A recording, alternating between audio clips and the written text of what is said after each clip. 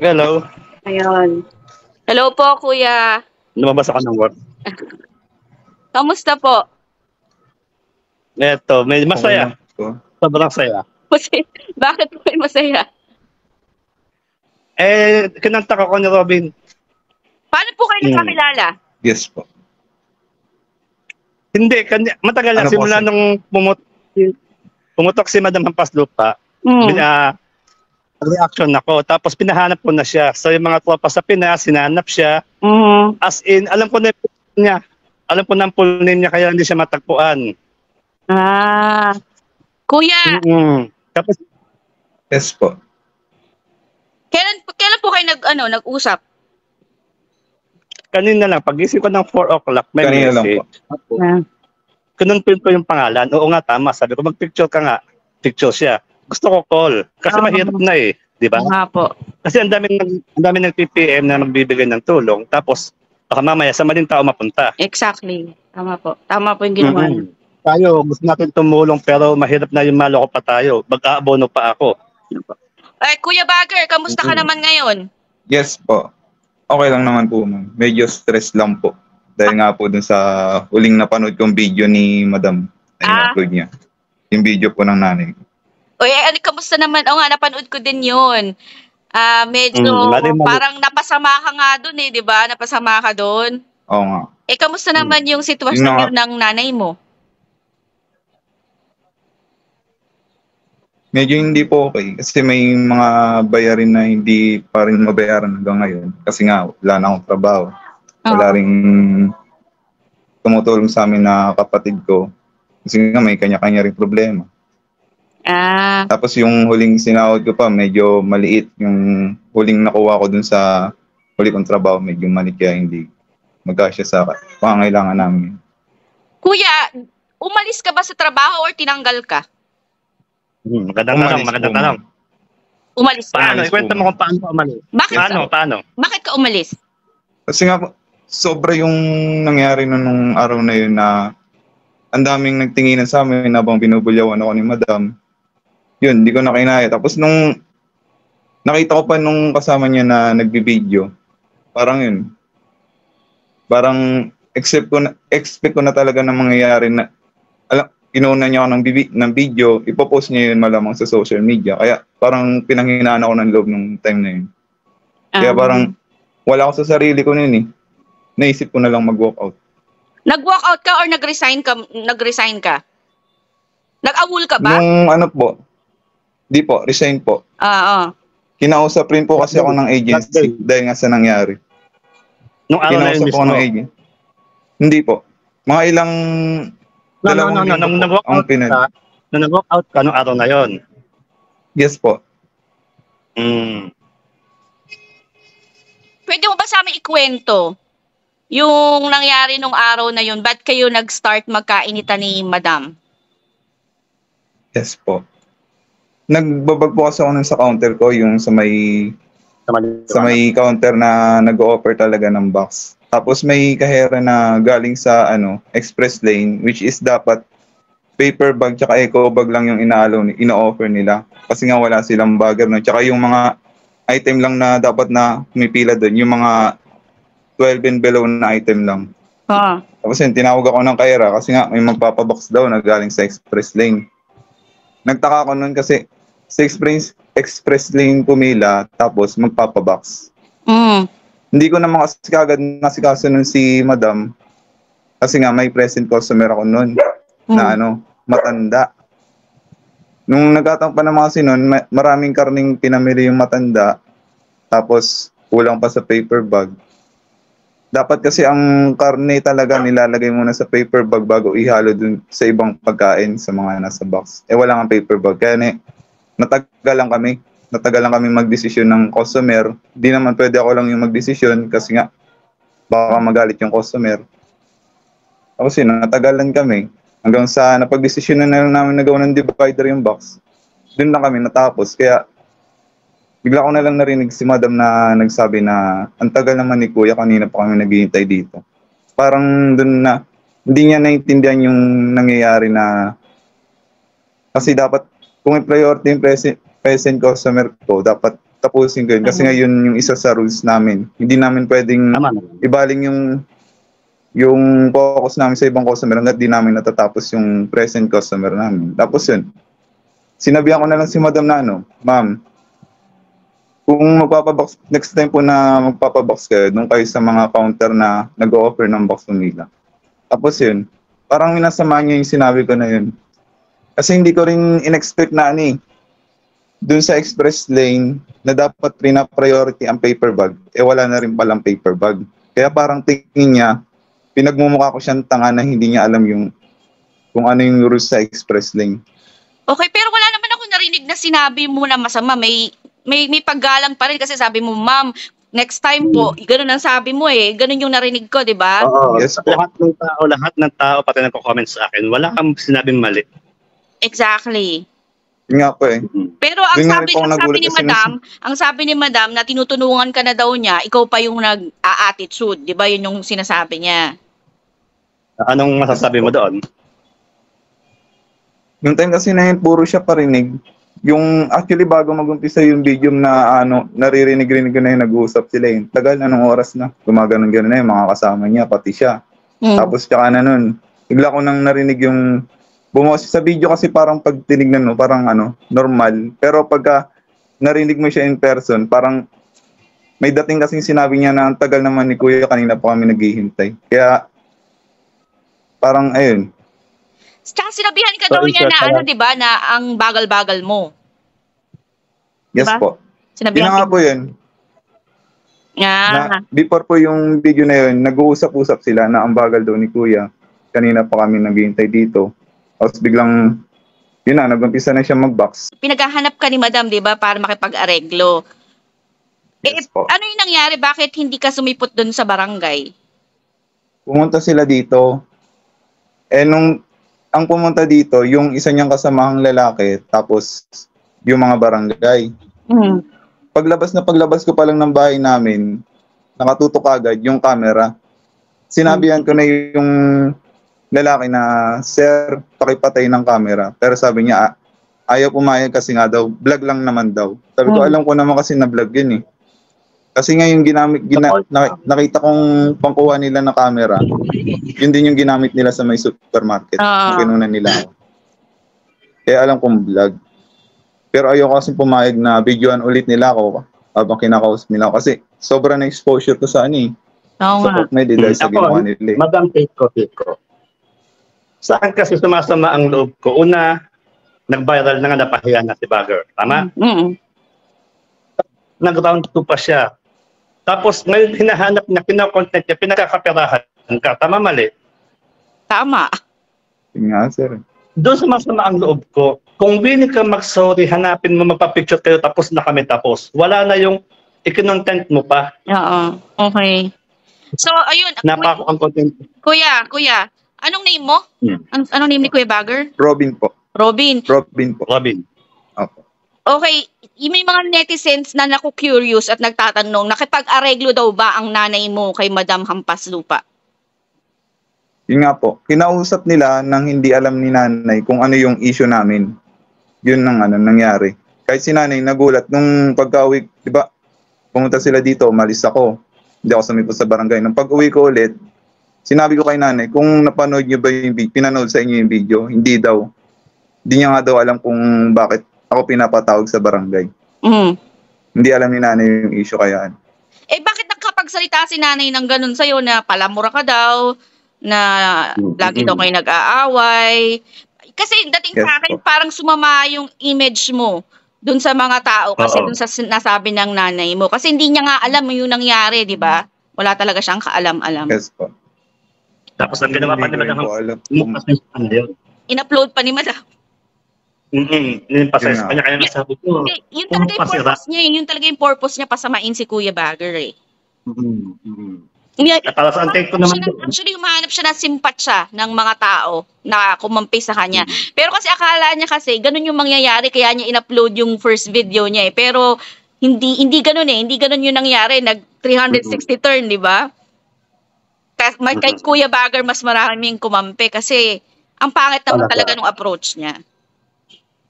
So kuya, si nanay mo hindi nakipag-areglo kay madam, hindi nagbigay ng pera si madam or ganon kasi parang ganon yung iniisip nung Wala. iba. Wala siyang tinanggap na kahit. Wala po. Wala akong tinanggap. Nag-offer ba si Wala madam? akong balak tumanggap.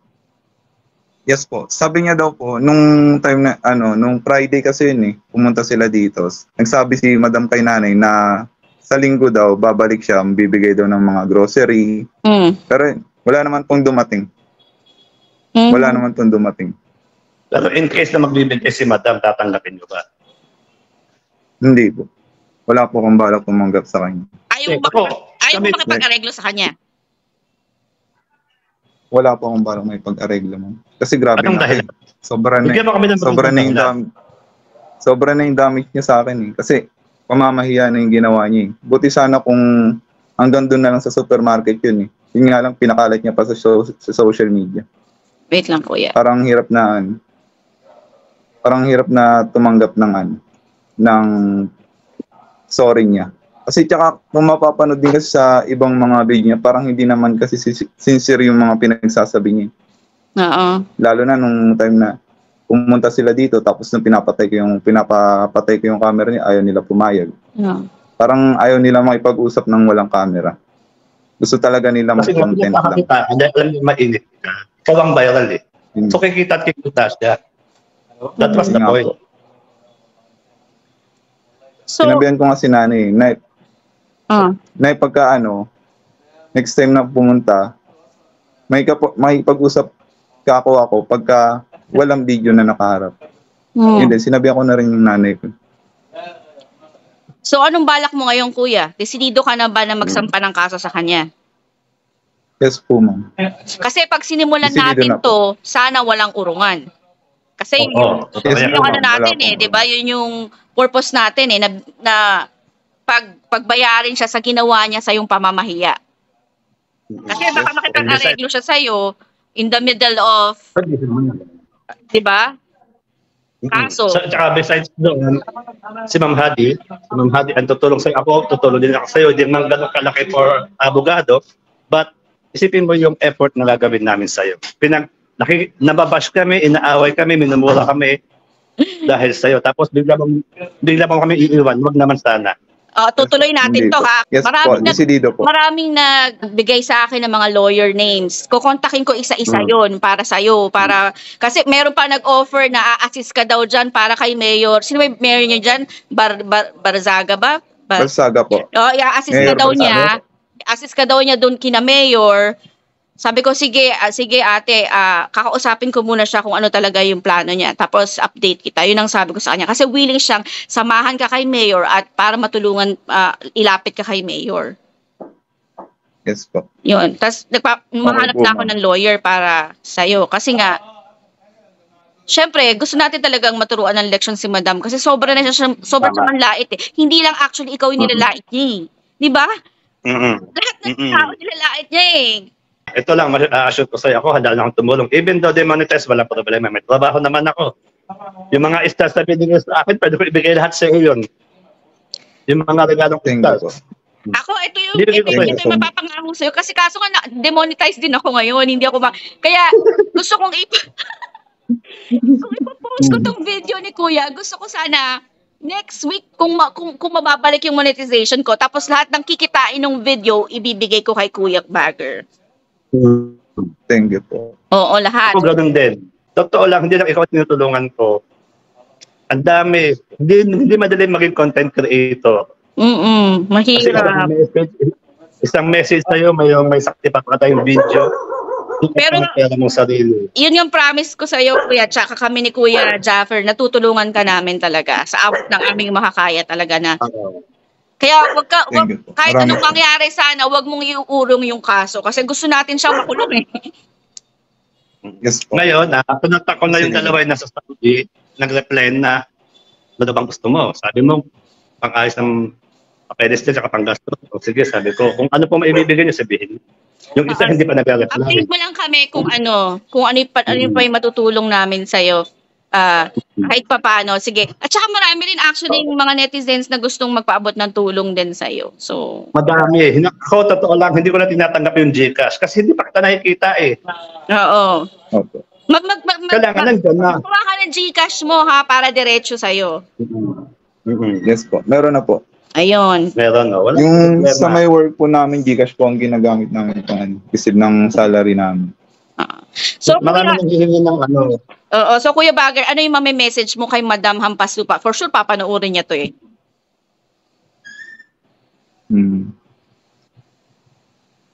Madam, di ko na kailangan makipag-usap kasi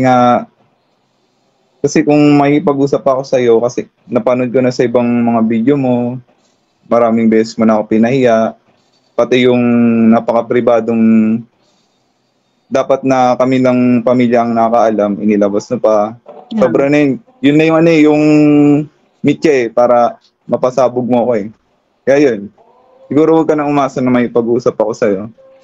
Kasi yun eh. Napanood na ba Gusto ng mong nanay mo, lumabas? Kuya, yung video na ginawa niya? Na sinabihan kanya ng sobrang sama daw ng ugali mo at sobrang pangit mo pa. Yun ang sabi niya, di ba? Sama eh. Opo, napanood na po niya. Anong sabi ng nanay mo? Mga kapitbahay. Yun nga po, na ano rin po, nagalit rin po, bakit daw gano'n ang ugali ng ano. May video ko nung nanay Ganun niya. ugali. Nung after ng interview yata ni Hampas Lupa, yung pag-uwi, binidyohan ng kapitbahay. Tulala yung nanay niya nung napanood yung video. Grabe, di ba? May video ko.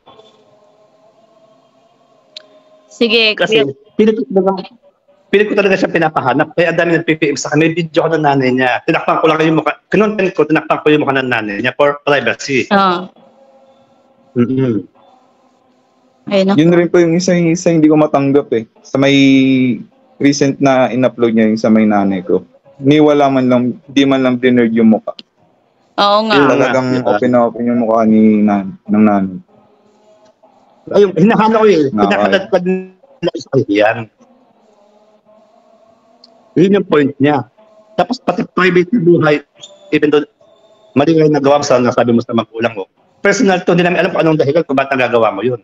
Ba't ka na kanyang ilabas? Tsaka actually, wala naman talaga siya plano mag-sorry sa'yo eh. Kung hindi lang siya nabash, hindi siya magsasorry sa'yo. Yun nga Diba? po. Isa rin po sa point ko yun. Siguro kung wala siya naging basher, baka hanggang ngayon sinisiraan niya pa rin ako na sinisiraan.